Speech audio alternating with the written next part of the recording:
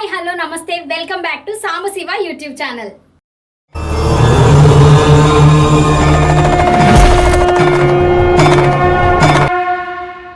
ఇంట్లో బల్లి చేసే శబ్దాలు, బల్లి శరీరంపై పడితే కలిగే ఫలితాలు. సాధారణంగా మన అందరి ఇళ్ల గోడపై బల్లి కనిపిస్తూనే ఉంటుంది.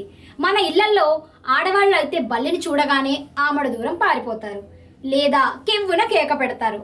వెంటనే ఇంట్లో వాళ్ళ ఆయనను పిలిచి బల్లిని చూపెట్టి దాన్ని బయటకు వెళ్ళగొట్టమని చెప్తారు. మనం రకరకాల కారణాలతోటి బల్లిపై ఉన్న కొన్ని నమ్మకాలతోటి వాటిని కంప్లీట్గా ఇంట్లో నుంచి బయటకైతే తరిమేయము. ఎప్పుడైనా పొరపాటున అవి మనం వండుకునే ఆహారంలో పడితే తప్ప ఇవి మనకు హాని చేసేవి కూడా కాకపోవడం వల్ల ఎవరు వాటిని ఎక్కువగా పట్టించుకోరు. అది ఇంట్లో వెలుతురికి వచ్చే కీటకాలను ఆహారంగా తీసుకొని జీవిస్తుంది. దానివల్ల మన ఇంట్లో క్రిమి కీటకాలు పెరిగిపోకుండా మనకు మంచి జరుగుతుంది.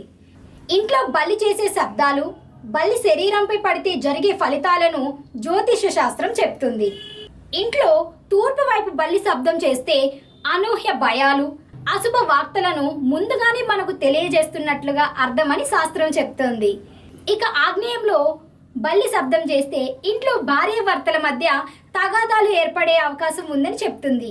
ఇక దక్షిణ దిశలో బల్లి శబ్దం చేస్తే కుజగ్రహ ప్రభావంతో శుభకార్యాలు జరగడం, అదృష్టం కనిపిస్తుందని చెప్పవచ్చు. పక్కింటి గోడపై నుండి దక్షిణ దిశలో బల్లి శబ్దం చేస్తే ఊహించని ఖర్చులు, విచారకరమైన విషయాలు తెలిసే అవకాశం ఉంది. ఇంకా నైరుతి దిశ నుంచి బల్లి శబ్దం చేస్తే బుధగ్రహ ప్రభావంతో బంధువుల రాక ఉంటుంది. స్నేహితుల సహాయంతో మంచి కార్యాలు వంటి శుభ ఫలితాలు ఉంటాయి.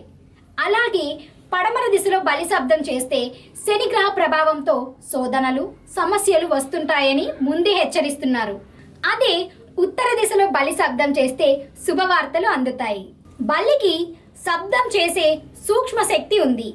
అలాంటి బల్లిని తెలియక తొక్కడం లేదా చంపేయడం వంటివి చేస్తే పాపమని శాస్త్రాలు చెప్తున్నాయి. భవిష్యత్తులో జరగబోయే ఫలితాలను ముందుగానే పసిగట్టే శక్తి బల్లికి ఉండడం ద్వారానే కంచి కామాక్షి ఆలయంలో విశేష పూజలు నిర్వహిస్తున్నారు. బల్లి శరీరంపై ఎక్కడ పడినప్పటికీ వెంటనే తలస్నానం చేయాలి. దీపం పెట్టి నైవేద్యంతో ఇష్టదైవాన్ని ప్రార్థించాలి. శరీరంపై కొన్ని ప్రత్యేకమైన స్థానాల యందు బల్లి పడడం వల్ల వివిధ రకాల ఫలితాలు కలుగుతాయి.